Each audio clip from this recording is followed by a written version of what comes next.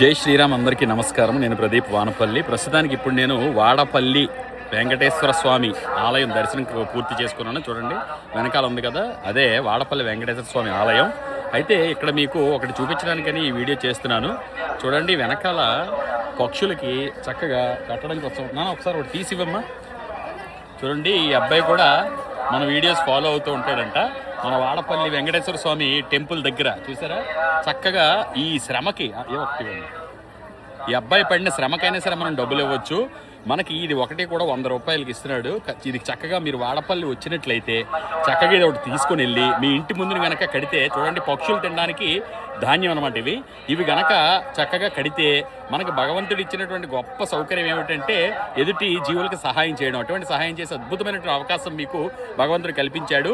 పేదవాడికి అన్నం పెడితే వచ్చేటువంటి పుణ్యం ఏదైతే ఉంటుందో, పక్షులకి గింజలు పెట్టినా మీకు ఆ పుణ్యం వస్తుంది. మీరు వాడపల్లి వెంకటేశ్వర స్వామి గుడి పక్కనే ఇలా పక్క నుంచి నడిచి వెళ్తూ ఉంటేనే ఈ అబ్బాయి కొట్టు కూడా ఉంది. నీ పేరు ఏం పేరు నాన్న? మణికంఠ. ఓకే, మా వీడియోలు చూస్తుంటావా? గుర్తొచ్చిందా?